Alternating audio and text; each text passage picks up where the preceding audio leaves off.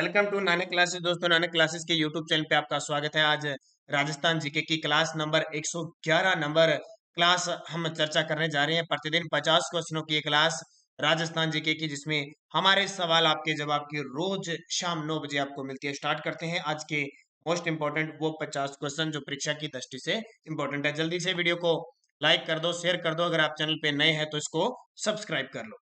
पहला क्वेश्चन देखिए, बागड़ क्षेत्र में कौन सा क्षेत्र सम्मिलित है? और ये क्वेश्चन जो 50 आज में लेके आरबीएससी की बुक, और जिसका नाम है हमारा यानी राजस्थान अध्ययन क्लास 9 की बुक से ये क्वेश्चन उठाए गए हैं। तो वागड़ क्षेत्र यानी बागड़ क्षेत्र में कौन सा क्षेत्र सम्मिलित है? तो जाहिर सी बात है डूंगरपुर और बांसवाड़ा क्षेत्र सम्मिलित है। और यहाँ तक इसको भीली बोली भी कहा जाता है, यानी भीली बोली बागड़ी बागड़ी को जॉर्ज इब्राहिम ग्रेसन ने बागड़ी बोली को भीली बोली कहा। तो ये याद रखना, ये डूंगरपुर और बांसवाड़ा का क्षेत्र जहां से कर्क रेखा गुजरती है, जहां से माही है वो दो भागों में बांटती है। कर्क रेखा को दो बार काटती है और कांठल का मैदान इस माही नदी का निर्माण करती है। मेवल क्षेत्र, पुष्प क्षेत्र, व्याघ्र क्षेत्र इस डूंगरपुर बांसवाड़ा के क्षेत्र में है। लोहा गलाने की भट्टियां निम्न में से किस सभ्यता स्थल से प्राप्त हुई है? लोहा गलाने की भट्टियां निम्न में से किस सभ्यता स्थल से प्राप्त हुई है? तो लोहे गलाने की भट्टियां सुनारी, और सुनारी कहाँ पे है? झुंझुनू के अंदर है, कांतली नदी के किनारे। कौन सी? कांतली नदी, जिसका भाव क्षेत्र तोरावटी कहलाता है, खंडेला की पहाड़ी से निकलती है, झुंझुनू और सिक्कर में बहती है। झुंझुनू की जो सोनारी सभ्यता है वो कांतली नदी के किनारे है। मत्स्य जनपद में कौन कौन से आधुनिक जिले शामिल है? मत्स्य जनपद में कौन से आधुनिक जिले शामिल है? तो मत्स्य जनपद में आधुनिक देखें तो अलवर, भरतपुर, धौलपुर और करौली का क्षेत्र माना जाता है। मत्स्य की राजधानी विराटनगर थी। मेवाड़ के महाराणा भीम सिंह की पुत्री थी। मेवाड़ के महाराणा भीम सिंह सिसोदिया की पुत्री कौन थी? मीराबाई, राजकुमारी चारुमती, राजकुमारी कृष्णा कुमारी, या फिर राजकुमारी अहिल्याबाई। याद रखना, राजकुमारी कृष्णा कुमारी इसकी पुत्री थी, जिसको लेकर जयपुर और मारवाड़ की सेना के बीच युद्ध होता है। अंतिम में भीम सिंह को दुखी होकर अमीर खां पेंडारी की सलाह से कृष्णा कुमारी को जहर देना पड़ता है। मेवाड़ पर किस वंश का सर्वाधिक काल तक शासन रहा था? मेवाड़ पर कौन सा वंश था जिसका सर्वाधिक समय तक शासन रहा था? तो वो गुहिल वंश थे। ये गुहिल वंश 551 ईस्वी में इनकी प्रक्रिया शुरू होती है, यानी 566 से शुरू होती है, और 1947 जब तक भारत आजाद होता है तब तक सिसोदिया वंश रहते हैं। यानी गुहिलों की अलग शाखा बन गई थी, फिर रावल शाखा, सिसोदिया शाखा, ऐसे करके इनकी 24 शाखा थी। गुहिल वंशों ने विश्व में ऐसा वंश आया था जिसने एक ही क्षेत्र विशेष पर सबसे लंबे समय तक राज किया। चौहानों ने अजमेर पर राज किया, रणथंभौर पर राज किया। कछवा वंश ने आमेर ढूंढाड़ क्षेत्र पर राज किया। प्रतिहारों ने मारवाड़ क्षेत्र में राज किया। जंगलधर बादशाह किसे कहा जाता था? जंगलधर बादशाह किसे कहा जाता था? इसमें ऑप्शन है 4। आपको पता है, जंगलधर बादशाह बीकानेर के शासक को ही कहा जाता था। बीकानेर के राठौड़ शासकों को जंगलधर बादशाह कहा जाता था। तो इसमें ऑप्शन आ जाएगा कर्ण सिंह। कर्ण सिंह ने अपने आप को जंगलधर बादशाह कहा था। यानी बीकानेर के जो भी शासक आते थे वो कौन सी उपाधि धारण करते थे? जंगलधर बादशाह की। मानसिंह, ये मानसिंह प्रथम आमेर का शासक भी था। एक मानसिंह राठौड़ मारवाड़ का शासक भी था। जगन्नाथ कछावा, ये जगन्नाथ कछावा का संबंध आमेर क्षेत्र से था। और टोडरमल जो अकबर का राजस्व अधिकारी था। जूते हुए खेत के प्राचीनतम साक्ष्य राजस्थान में कहां से मिले हैं? जूते हुए खेत के प्राचीनतम साक्ष्य राजस्थान में कहां से मिले हैं? तो जूते हुए खेत के साक्ष्य कालीबंगा से मिले। दोहरे जूते हुए खेत के शेष, कपास के साक्ष्य, भूकंप के साक्ष्य, स्वास्तिक चिन्ह, अग्निकुंड 7, ये सारी कालीबंगा से मिले, जिसकी खोज अमलानंद घोष ने 1952 में की थी। और ये घग्गर नदी के किनारे हनुमानगढ़ के अंदर स्थित है। जुलाई 1734 को, और 17 जुलाई तारीख याद रखना, 17 जुलाई 1734 को हुडा में सम्मेलन आयोजित हुआ। हुडा सम्मेलन की अध्यक्षता मेवाड़ के किस शासक ने की थी? हुडा भीलवाड़ा के अंदर इसकी अध्यक्षता किस शासक ने की थी? जगत सिंह ने की थी, क्योंकि शासक आए थे संग्राम सिंह। संग्राम सिंह द्वितीय की मृत्यु होने के बाद जगत सिंह ने इसका जिम्मा संभाला था। हालांकि यह सम्मेलन मराठों को राजस्थान से बाहर निकालने के लिए किया गया था, लेकिन ये असफल रहा था क्योंकि सभी शासक इसमें नहीं पहुंचे। तराइन के प्रथम युद्ध का परिणाम क्या था? ट्राइन का प्रथम युद्ध 1191 ईस्वी में होता। पृथ्वीराज चौहान तृतीय और मोहम्मद गोरी के बीच हुआ था, जिसमें जीत किसकी हुई थी? पृथ्वीराज चौहान तृतीय की विजय हुई थी। मोहम्मद गोरी भाग गया था, लेकिन 1192 के ट्राइन के द्वितीय युद्ध में मोहम्मद गोरी पृथ्वीराज चौहान को हरा देता है। ट्राइन हरियाणा में है। फड़ का गायन किया जाता है। फड़ का गायन कौन करते हैं? कवियों द्वारा, भोपों द्वारा, महिलाओं द्वारा या मीणाओं के द्वारा? तो फड़ भोपे बांधते हैं। फड़ क्या होता है? कपड़े के ऊपर लोक देवताओं की या प्रसिद्ध व्यक्ति की गाथा लिखी जाती है, जीवन गाथा लिखी जाती है, फिर उसे बांधी जाती है। तो भोपे यानी लगभग जो लोक देवता होते हैं उनके न्यायी होते हैं ना, जो पंडित या कोई भी उनकी न्यायी होते हैं, उनको भोपे कहा जाता है। तो जैसे बाबू जी की फड़ है, रामदेव जी की फड़ है, देवनारायण जी की फड़ है, तो ये भोपों द्वारा बांधी जाती है, पढ़ी जाती है। वंश भास्कर के रचयिता थे। वंश भास्कर के रचयिता, तो सीधी सी बात है सूर्यमल मिश्रण वंश भास्कर के रचयिता। ये सूर्यमल मिश्रण वीर सतसई वंश भास्कर। सूर्यमल मिश्रण बूंदी के शासक राम सिंह के दरबारी कवि थे, और सूर्यमल मिश्रण को राजस्थान का राज्य कवि कहा जाता है। हरिकेली नाटक के रचयिता कौन थे? हरिकेली नाटक के रचयिता, जल्द ही क्लास 9 की आपको 150 के आसपास हमारे क्वेश्चन होंगे। पूरा निचोड़ कक्षा 9 की राजस्थान अध्ययन का मिलने वाला है। उससे पहले कक्षा 7 और 8 का मिल चुका है, आपको ध्यान रखना। हरिकेली नाटक के रचयिता विग्रह राज चतुर्थ, जिनका नाम विशल देव था। अजमेर के ये शासक थे, जिन्होंने संस्कृत भाषा में हरिकेली नाटक लिखा था। इनके अलावा विशल देव को कवि बांधव की उपाधि भी प्राप्त है। वेली कृष्ण रुक्मणेरी के रचयिता कौन है? वेली कृष्ण रुक्मणेरी ग्रंथ के रचयिता कौन है? पृथ्वीराज राठौड़, जिन्होंने ये ग्रंथ कहाँ लिखा था? गागरोन दुर्ग में रहते हुए लिखा था। इसे दुर्साहाड़ा ने 5वां वेद और 19वें पुराण की संज्ञा दी है। कौन सा ग्रंथ? वेली कृष्ण रुक्मणेरी। बम्ब नृत्य कहाँ का प्रसिद्ध है? बम्ब रसिया नृत्य आपको पता होगा, तो ये अलवर और भरतपुर का बम्ब नृत्य प्रसिद्ध है। गरबा नृत्य कहाँ का प्रसिद्ध है? गरबा नृत्य शेखावटी क्षेत्र का प्रसिद्ध है। गिद्दड़ नृत्य कहाँ का प्रसिद्ध है? तो ये भी शेखावटी क्षेत्र का प्रसिद्ध है। गरबा, ठीक है। वैसे गरबा डूंगरपुर बांसवाड़ा का प्रसिद्ध है। इसका उत्तर डूंगरपुर बांसवाड़ा लगा लेना। क्यों? क्योंकि गरबा जो है गुजरात का प्रसिद्ध है, तो गुजरात की सीमा के आसपास डूंगरपुर बांसवाड़ा का क्षेत्र ज्यादा है, तो यहाँ पे प्रभाव पड़ता है गुजरात के गरबा नृत्य के, इसलिए इसका उत्तर हो जाएगा। और जब गिद्दड़ नृत्य की बात आई तो इसका उत्तर शेखावटी हो जाएगा। ढोल नृत्य कहाँ का प्रसिद्ध है? जालोर का। बम नृत्य अलवर भरतपुर का, और डूंगरपुर बांसवाड़ा का ये हो गया। निम्न में से किस कार्यक्रम को निर्धनता उन्मूलन का एक सर्वोपरि कार्यक्रम माना गया है? तो इसका उत्तर हो जाएगा निर्धनता उन्मूलन का एक सर्वोपरि कार्यक्रम माना जाता है IRDP। क्या माना जाता है? IRDP। IRDP क्या है? तो याद रखना, इसका पूरा नाम होता है समन्वित ग्रामीण विकास कार्यक्रम। समन्वित ग्रामीण विकास कार्यक्रम इसका पूरा नाम है। इसकी शुरुआत हुई थी 1978-79 में। 1978 यानी 78-79 में इसकी शुरुआत हुई थी।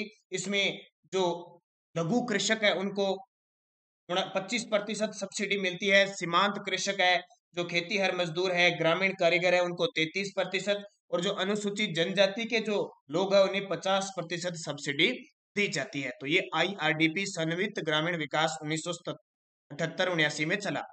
भारत की सबसे बड़ी बहुउद्देशीय नदी घाटी परियोजना कौन सी है?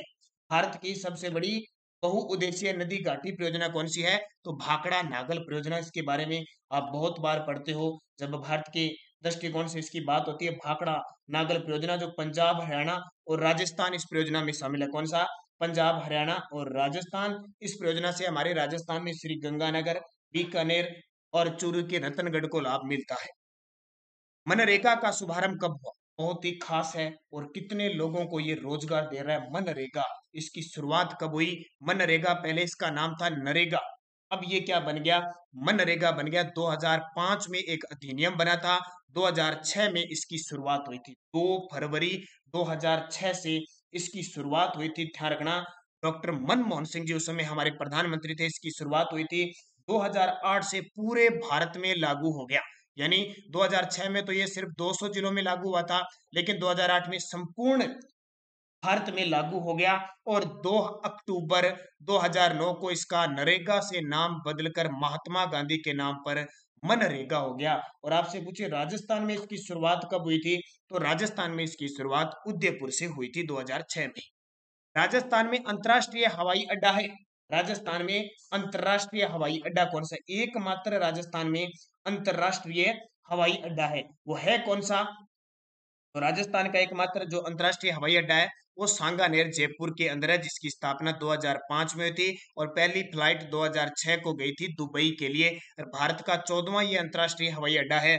इसके अलावा डबोक उदयपुर के अंदर अंतर्राष्ट्रीय हवाई अड्डा प्रस्तावित है। इसके अलावा उदयपुर के एक गांव में भी अभी अंतर्राष्ट्रीय हवाई अड्डा के लिए जमीन आवंटित की गई, हालांकि क्लियर नहीं है। और अलवर के जो कोट कासिम क्षेत्र है निमराना, वहां भी ग्रीन एयरपोर्ट बनने की प्रस्तावना तैयार है। राजस्थान में 20 सूत्रीय कार्यक्रम कब प्रारंभ हुआ? ये देखिए 9वीं क्लास की बुक में इस प्रकार के क्वेश्चन दिए हैं और पूरी लेके आऊंगा तब भी मैं आपको बताऊंगा 20 सूत्रीय कार्यक्रम का शुभारंभ कब हुआ। तो याद रखना 1975 के अंदर 20 सूत्रीय कार्यक्रम की शुरुआत थी। इसका मुख्य उद्देश्य है गरीबी उन्मूलन और देश के गरीब और वंचितों के जीवन की गुणवत्ता में सुधार करना। और राज्य के अंदर इसका जो अध्यक्ष होता है वो लगभग कौन होता है? मुख्यमंत्री होता है। राजीव गांधी पारस्परिक जल स्रोत संधारण कार्यक्रम कब शुरू किया गया? राजीव गांधी जल स्रोत संधारण कार्यक्रम कब शुरू किया गया? तो इसका उत्तर हो जाएगा तो 1999 में। राजीव गांधी पारस्परिक जल स्रोत संधारण कार्यक्रम कब शुरू हुआ? 1999 में। हरित राजस्थान अभियान कब शुरू किया गया? हरित राजस्थान अभियान कब शुरू किया गया? ये क्वेश्चन इतने इंपॉर्टेंट है, पेपर में आपसे सीधा सीधा पूछा जा सकता है। तो 18 जून 2019 को हरित राजस्थान अभियान की शुरुआत हुई थी। कब? 18 जून 2009 को। बहुत इंपॉर्टेंट है। और इसकी शुरुआत शिक्षा संकुल, ठीक है, शिक्षा संकुल जयपुर से इसकी शुरुआत हुई थी 18 जून 2019 को। और जयपुर के अंदर एक उसी समय 2009 में डेनमार्क की राजधानी कोपनहेगन में जलवायु परिवर्तन एक बैठक भी हुई थी। अगला देखिए, राजस्थान में सर्वप्रथम वनस्पति घी उद्योग स्थापित कब किया गया? ठीक है, वनस्पति घी उद्योग कब स्थापित किया गया? ये भीलवाड़ा में स्थापित किया गया, एक तो ये याद रखना। और कब स्थापित किया गया था? 1964 में वनस्पति घी का कारखाना खोला गया था भीलवाड़ा में। राजस्थान में सर्वप्रथम सूती वस्त्र मिल की स्थापना कब हुई? ये क्वेश्चन सारे इंपॉर्टेंट है, इनको अच्छे तरीके से पढ़ लेना। तो राजस्थान में सर्वप्रथम सूती वस्त्र मिल की जो स्थापना हुई थी 1889 को हुई थी। और हुई कहां पे थी? तो हुई थी ब्यावर अजमेर में। कहां पे? ब्यावर अजमेर में। किस नाम से? द कृष्णा मिल लिमिटेड के नाम से हुई थी भीलवाड़ा में। और भीलवाड़ा को यानी अजमेर में हुई थी, ब्यावर में। भीलवाड़ा को वस्त्र नगरी कहते हैं और राजस्थान का मैनचेस्टर कहते हैं। राजस्थान में सर्वप्रथम चीनी मिल की स्थापना कब की गई? तो राजस्थान में सर्वप्रथम चीनी मिल की स्थापना 1932 में की गई थी। और कहां की गई थी? भोपाल सागर। कहां पे? भोपाल सागर चित्तौड़गढ़ में की गई थी द मेवाड़ शुगर मिल्स के नाम से, जो निजी क्षेत्र की मिल थी। किस नाम से? निजी क्षेत्र थी। फिर उसके बाद में 1938 में श्री गंगानगर जिले के अंदर चीनी मिल की स्थापना हुई थी, जिसमें उत्पादन 1946 को प्रारंभ हुआ था। और 1 जुलाई 1956 को वो सार्वजनिक घोषित की थी। तो सार्वजनिक पूछे तो श्री गंगानगर वाली है। और एक और सन आता है 1965, केशवराय पाटन बूंदी में सहकारी चीनी मिल स्थापित हुई थी। ये क्वेश्चन अभी हाल ही में एसआई के अंदर क्वेश्चन आया था। तीनों हो गई, निजी, सार्वजनिक और सहकारी। इंदिरा गांधी नहर परियोजना का उद्गम स्थल है। अब इंदिरा गांधी नहर के बारे में तो आपको कुछ ज्यादा बताने की जरूरत नहीं है। कहां से होती है? हरिके बैराज से। इंदिरा गांधी नहर परियोजना कहां से निकलती है? हरिके बैराज से निकलती है। इसका प्रारूप बीकानेर रियासत के जो इंजीनियरिंग थे कंवर सेन 1948 उन्होंने भारत सरकार के समक्ष रखी थी। 2 अक्टूबर 1984 को इस राजस्थान नहर का नाम इंदिरा गांधी नहर किया गया था। और इंदिरा गांधी नहर एशिया की सबसे बड़ी मानव निर्मित परियोजना है। इसका उद्गम आपको पता लग गया हरिके बैराज से। पंजाब में सतलज और व्यास नदी के संगम से होता है। सतलज और व्यास नदी के संगम से होता है। इसे राजस्थान की मरुगंगा थार मरुस्थल के जीवन रेखा कहते हैं। राजस्थान के 8 जिलों में सिंचाई होती है और 10 जिलों में पेयजल उपलब्ध होता है। अगला देखिए, प्रधानमंत्री ग्राम सड़क योजना कब घोषित की गई?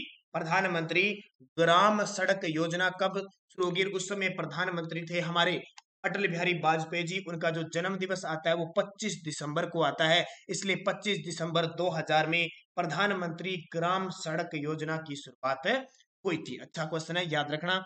राजस्थान राज्य सड़क परिवहन निगम की स्थापना कब की गई? राजस्थान राज्य सड़क परिवहन निगम की स्थापना कब की गई? तो याद रखना 1964 में राजस्थान राज्य सड़क परिवहन निगम की स्थापना हुई थी। इसका मुख्यालय जयपुर के अंदर है। राजस्थान रेडा की स्थापना कब की गई? ये क्वेश्चन बहुत इंपॉर्टेंट है। रेडा नाम सुना होगा, रेडा। ये दो कंपनियां थी जिसको मिलाकर अक्षय ऊर्जा निगम की स्थापना हुई थी।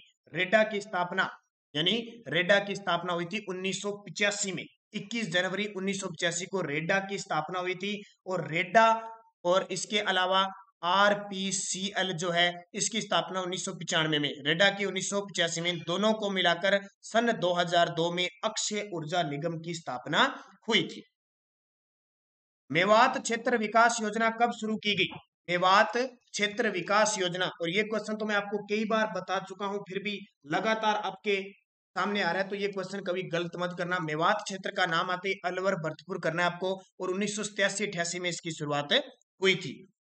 डांग क्षेत्र विकास योजना कब शुरू की गई? डांग क्षेत्र जो चंबल का क्षेत्र है ना, धौलपुर, करौली, सवाईमाधोपुर, ये डांग क्षेत्र है और करौली को डांग की रानी कहते हैं।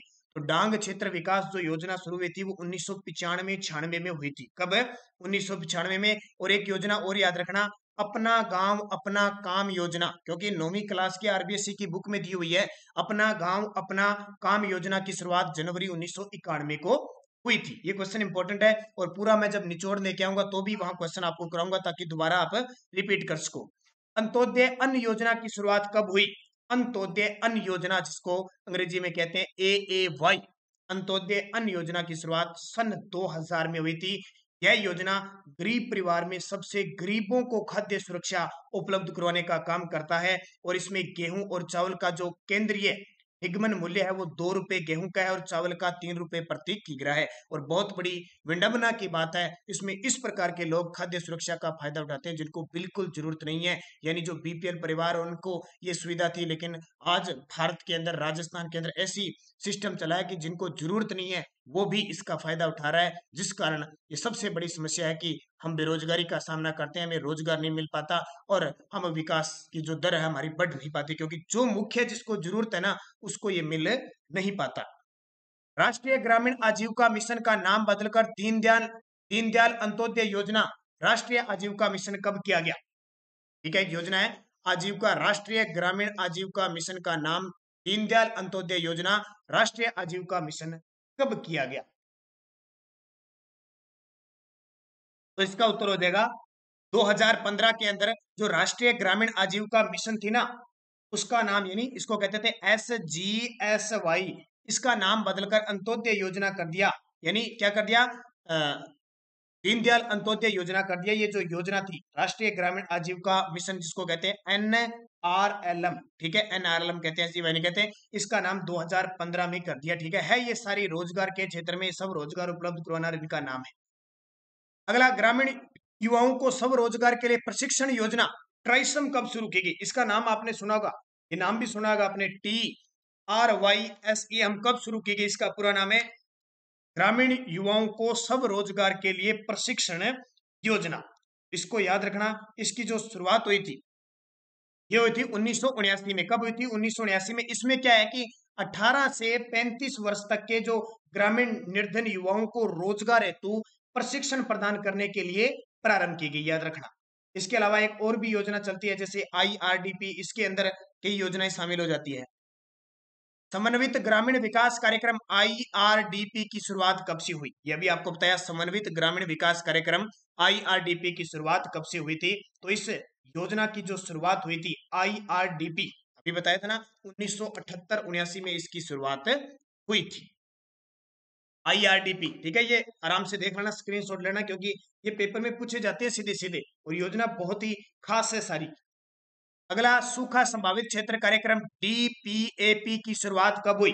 सूखा संभावित क्षेत्र कार्यक्रम DPAP की शुरुआत कब हुई?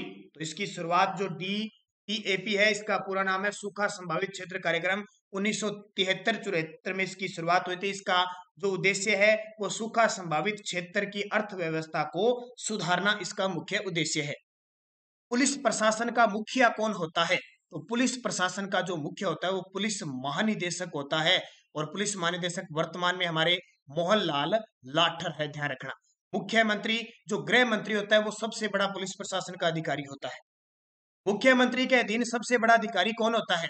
मुख्यमंत्री के अधीन सबसे बड़ा जो प्रशासनिक अधिकारी होता है वो मुख्य सचिव होता है, क्योंकि हमारे राजस्थान में सचिवालय की स्थापना की गई है 1949 में, जिसका मुख्यालय सचिवालय जयपुर में है। इसके अधीन सबसे ऊपर होता है टॉप पे प्रशासनिक जो आईएएस अधिकारी होता है मुख्य सचिव होता है, फिर इसके नीचे सारे सचिव काम करते हैं।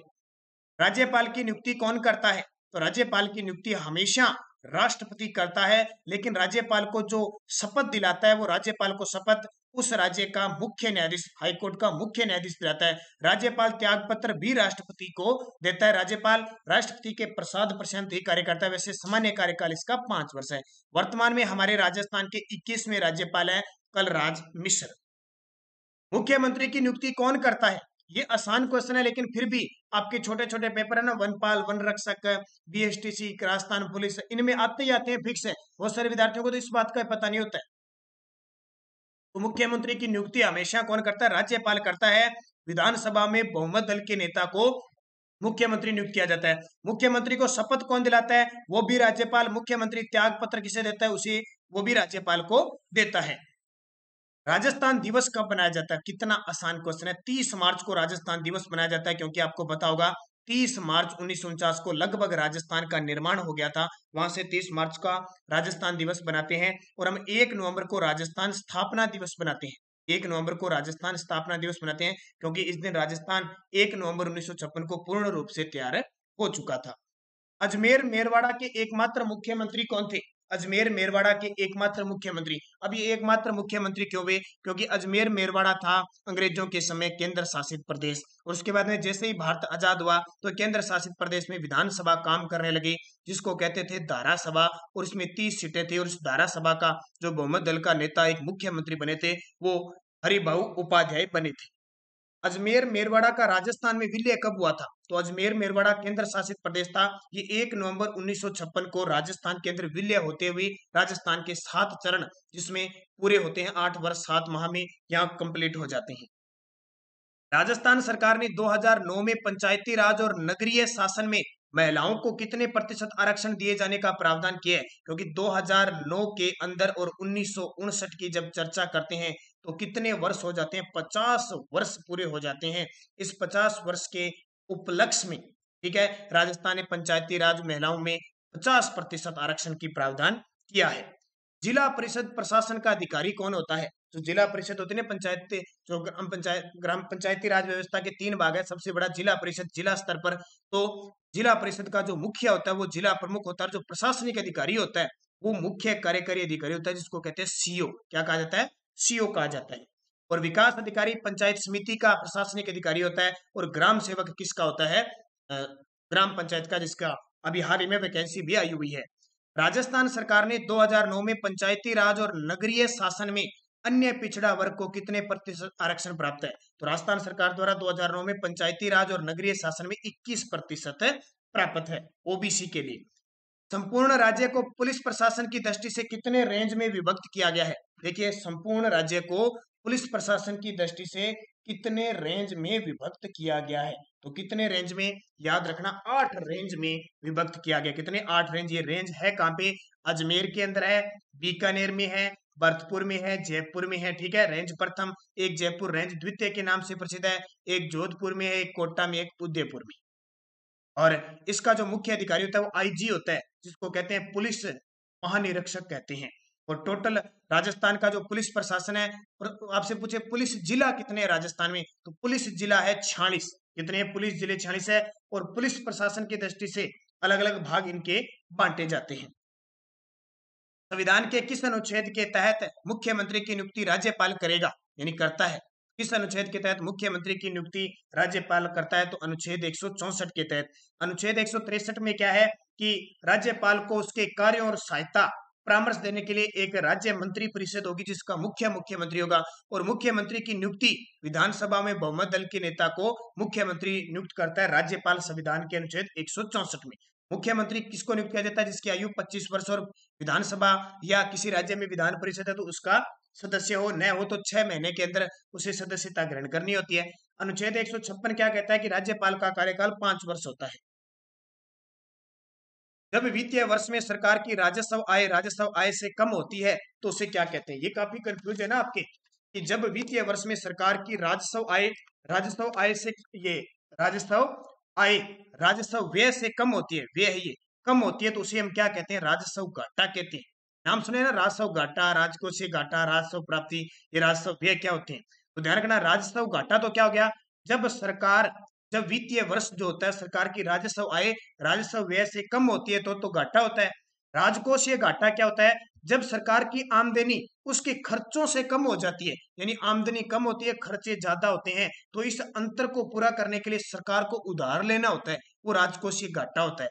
राजस्व प्राप्ति क्या होती है, राजस्व प्राप्ति होती है सरकार को प्राप्त होने वाला जो टैक्स प्राप्त होता है ना, वो राजस्व प्राप्त होता है। एक होता है राजस्व व्यय, ये राजस्व व्यय क्या होता है, सरकार अपने कर्मचारियों को जो वेतन भत्ते देती है ना, वो सारे राजस्व व्यय में आते हैं। ठीक है, इसके अलावा एक नाम और सुना होगा आपने, सकल घरेलू उत्पाद, जीडीपी, सकल घरेलू उत्पाद जिसको कहते हैं। ये क्या होता है कि एक वित्त वर्ष में उत्पादित सभी वस्तुओं और सेवाओं के सम्मिलित बाजार मूल्य को हम जीडीपी कहते हैं। ये आपके 50 क्वेश्चन पूरे हो चुके हैं, बहुत ही शानदार है। देखने में बड़े सिंपल आपको क्वेश्चन लगते हैं, लेकिन इनकी गहराई बहुत है, और गहराई से मैंने क्वेश्चन भी आपको एक्स्ट्रा चीजें बताने की कोशिश की है, क्योंकि ये डांग क्षेत्र, अंत्योदय, मेवात, ये क्वेश्चन आ जाए ना तो पेपर में गलत हो जाते हैं, और हर एक दो क्वेश्चन गलत होना हमारे लिए बहुत मुश्किल हो जाता है। तो निरंतर पढ़िए, अध्ययन कीजिए। हमारी जो भी क्लासें, जैसे आज आपको 2021 में जितने भी क्वेश्चन आए हुए थे राजस्थान करंट के 2021 में, वो सारे उपलब्ध करवा दिए। फ्लैगशिप योजना है, पिछले 3 महीने की, 6 महीने की, 1 साल की, सब आपके अनुरूप आपको दिया जा रहा है। बस आप लगातार अध्ययन कीजिए, जरूर अध्ययन करोगे, निरंतर अध्ययन करोगे, जो मैटर आपके पेपर में अगर वही पढ़ोगे तो आप कामयाब निश्चित होगे। तो धन्यवाद प्यारे विद्यार्थियों, जय हिंद, जय भारत।